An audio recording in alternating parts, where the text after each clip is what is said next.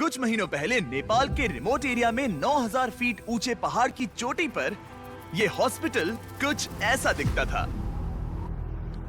इतनी दूर रहने की वजह से इस कम्युनिटी में बिजली नहीं है, मतलब स्थानीय डॉक्टर्स अच्छे मेडिकल इक्विपमेंट तक नहीं पहुंच पाते और अक्सर उन्हें सिर्फ टॉर्च और बहुत ही बेसिक टूल्स का इस्तेमाल करके अंधेरे में सर्जरीज और कॉम्प्लेक्स मेडिकल प्रोसीजर्स परफॉर्म करनी पड़ती हैं। बेहतर देखभाल की जरूरत पड़ने पर एक बेहतर मेडिकल फैसिलिटी तक पहुंचने में घंटों लग सकते हैं। इन प्रॉब्लम्स की वजह से कई मौत और मिसकैरेजेस भी हुए हैं। तो हमारे long term partners give power, जिनके साथ हम अपने पिछले 3 फिलैंथ्रोपी वीडियोस में काम कर चुके हैं, उन्होंने डैन और डैरेन को इस समस्या का हल ढूंढने में मदद करने के लिए खोलोग्विन की यात्रा पर चलने को कहा, जहां उनका धूमधाम से स्वागत किया गया पृथ्वी पर सबसे खूबसूरत जगहों में से एक में। पहली सुबह डैरेन की मुलाकात संजय नाम के एक स्थानीय गिव पावर इंजीनियर से हुई, जिसने उसे नीरा के बारे में एक दुखद कहानी सुनाई। उस गांव की एक महिला जिसने ठंड के मौसम में मेडिकल फैसिलिटीज और इक्विपमेंट की कमी के कारण अपने बच्चे को खो दिया था। उसे सबसे करीब के बर्थिंग सेंटर तक बारिश में चल के जाना पड़ता था और क्योंकि बर्थिंग सेंटर दूर था, इसीलिए वो सेंटर तक नहीं पहुंच सकी और उसे बच्चे को खोना पड़ा। और सरकारी फंडिंग की कमी के कारण इस अस्पताल को कम से कम 2030 तक बिजली नहीं मिलेगी। अगर अस्पताल अच्छी बर्थिंग फैसिलिटी के साथ चालू होता तो फिर मामला पूरी तरह से अलग होता। डैरेन जानते थे कि हमें जल्दी कुछ करना होगा ताकि ऐसा दोबारा ना हो, तो वो मेलिसा से भी मिले, ग्रीन प्रोग्राम की फाउंडर, जो इस विशाल प्रोजेक्ट को पूरा करने में मदद करने के लिए ढेर सारे स्टूडेंट्स और वॉलंटियर्स को लेकर आई। जब मैं छोटी थी, मैं मलेशिया में अपने परिवार से मिलने गई। वहाँ मैंने पहली बार समंदर देखा और समंदर तट से जुड़ी चट्टानों को देखा और तब मुझे पहली बार यह एहसास हुआ कि अगर हमें लोगों को प्रकृति की खूबसूरती दिखाने का मौका मिले तो ऐसा करके हम उनके अंदर ऐसा भाव जगा सकते हैं कि जिनसे वो भी प्रकृति की रक्षा करना चाहे। तो हमने अनिवार्य रूप से दुनिया भर से ऐसे छात्रों को लिया है जो सच में अच्छा प्रभाव डालने की परवाह करते हैं और आने वाली पीढ़ियों का परिचय दुनिया की खूबसूरती के साथ कराने में सक्षम होना ऐसा तरीका है जो वाकई में दुनिया को बेहतर जगह बना सकता है। संजय और मेलिसा से मिलने के बाद डैरेन काम करने के लिए और भी ज्यादा इंस्पायर्ड हो गए थे। हम सोलर पैनल्स और बैटरीज लगा रहे थे ताकि अस्पताल को बिजली मिल सके। साथ ही इस कम्युनिटी की सेवा के लिए हम उन्हें इक्विपमेंट्स दे रहे थे, जिससे एक सेफ और मॉडर्न बर्थिंग सेंटर बन पाए। ठीक है, हम पहले दिन के लिए तैयार हैं। 3, 2, 1 फिलैंथ्रोपी। टीम काम पर लगने के लिए बेहद एक्साइटेड। ये कंप्लीट करने के बाद हम यहाँ पर खोदेंगे। चलो चले। पहले दिन के अंत तक टीम सारी खुदाई और वायरिंग का काम पूरा कर चुकी थी।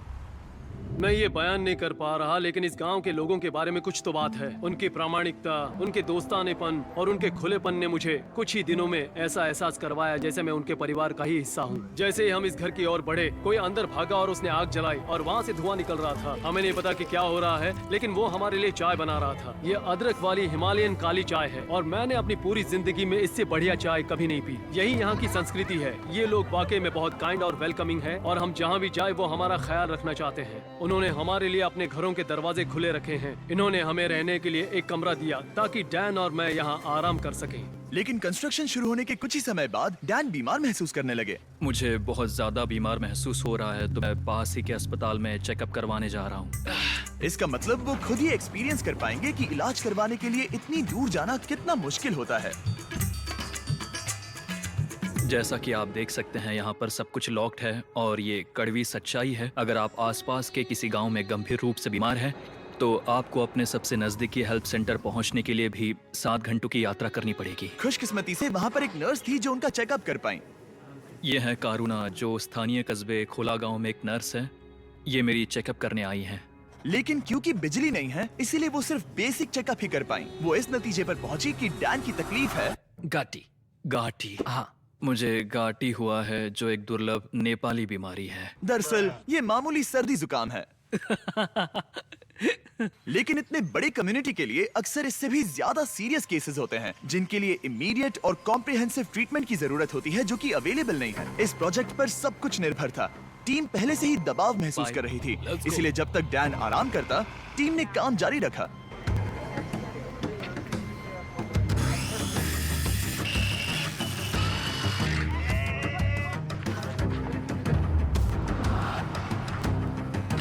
अब जब सपोर्टिंग स्ट्रक्चर तैयार हो गया था, हमने सोलर पैनल्स लगाने शुरू कर दिए थे। संभल के, हाँ, आराम से। टीम की कड़ी मेहनत के कारण हम स्केड्यूल के आगे थे, तो डैरन ने संजय के बारे में और जानने के लिए समय निकाला। जब मैं ऊपरी हिमालय में काम कर रहा था और उपकरणों की मरम्मत कर रहा था, तो हमें पता चला कि इस गांव में बिल्कुल भी बिजली नहीं है। और जब हम यहाँ पहुँचे तो मैंने देखा कि एक बच्चा सोया था और वहाँ एक लकड़ी के बॉक्स में आग लगाई गई थी। और मेरे दिमाग में अचानक आया कि इस तरह के उपकरण हम भी बना सकते हैं। और उसके बाद मैंने यहाँ नेपाल में एक टीम बनाई और फिर हमने एक बेबी वार्मर बनाया, और हम इसे नेपाली में न्यानो न्यानी कहते हैं, जिसका मतलब है एक गर्म बच्चा। न्यानो नानी इतनी सफल हुई कि इसने यूएसए में पीपल्स चॉइस अवार्ड जीता। मुझे लगता है कि ये मेरे लिए एक सपने के सच होने जैसा है, क्योंकि मेरा लक्ष्य इस तरह के वार्मर का निर्माण करना और लोगों को जागरूक करना कि इस तरह के रिमोट एरियाज में हॉस्पिटल्स का क्या महत्व है। सिंपल मेडिकल इक्विपमेंट से जान बच सकती है, ये समझने के बाद डैरन ने 10 और बेबी वार्मर्स खरीदकर संजय को सरप्राइज किया, जिन्हें वो इस तरह के बाकी कम्युनिटीज को डोनेट कर सके। संजय, मैं तुम्हारे पास से 10 और बेबी वार्मर्स खरीदना चाहता हूँ, और तुम इन्हें जिस भी हॉस्पिटल या कम्युनिटी में बांटना चाहते हो वहाँ बांट सकते हो। तुम्हारा बहुत बहुत शुक्रिया डैरन, ये मेरे और मेरी टीम के लिए बहुत मायने रखता है। Thank you so much. सिर्फ एक दिन बचा था, हम कंस्ट्रक्शन पूरा करने के बहुत करीब थे और पूरी टीम आखिरी सोलर पैनल पर साइन करने के लिए एक साथ आई।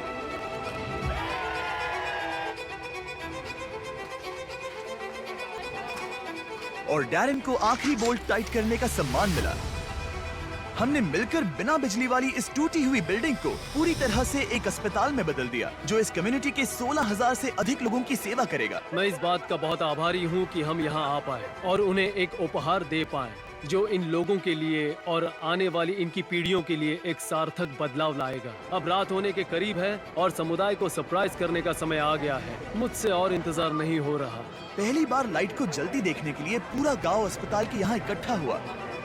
सब लोग तैयार हैं? 3, 2, 1।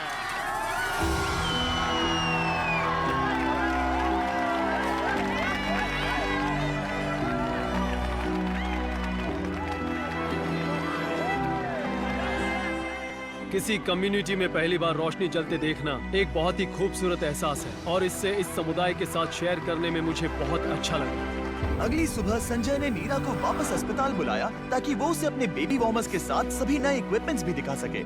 आज उसके अंदर एक उम्मीद जागेगी कि जिस दौर से वो गुजरी उससे किसी और को कभी गुजरना नहीं पड़ेगा। वो इस बर्थिंग फैसिलिटी के लिए बहुत खुश है।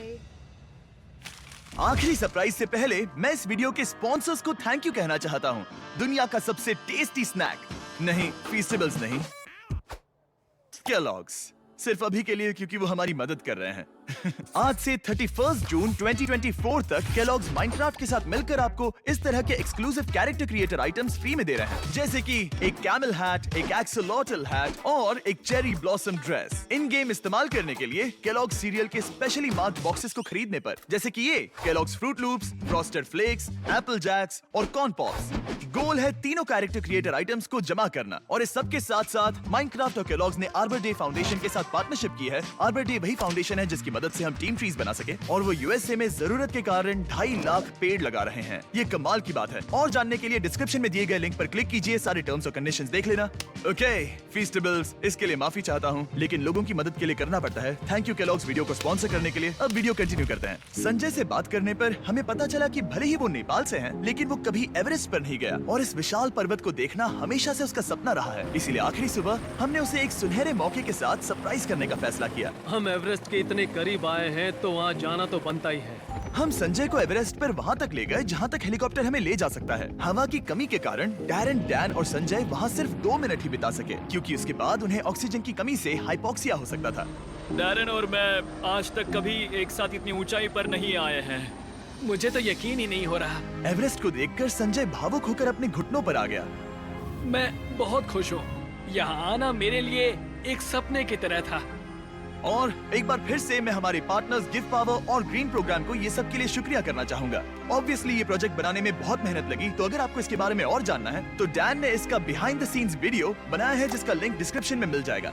20 फिलैंथ्रोपी शूट्स पर पर्दे के पीछे ये सब होता है। मजे करो। इसे ऐसे क्लैप करो, समझे? मैंने देखा है कि आप वीडियो खत्म होने से पहले ही चले जाते हो, तो इस बार बैकग्राउंड में कैट वीडियो चलेगा ताकि मैं बोलता रहूं और आप बस सुनते रहे। इस वीडियो से आने वाला एड रेवेन्यू और जनरल रेवेन्यू दोनों का 100% बीस फिलैंथ्रोपी को जाता है। तो इस वीडियो को देखने से ही आप लोगों की मदद कर रहे हैं। प्लीज जाकर और वीडियोस देखो और अभी के अभी सब्सक्राइब करो, या तुम्हें लोगों की मदद नहीं करनी।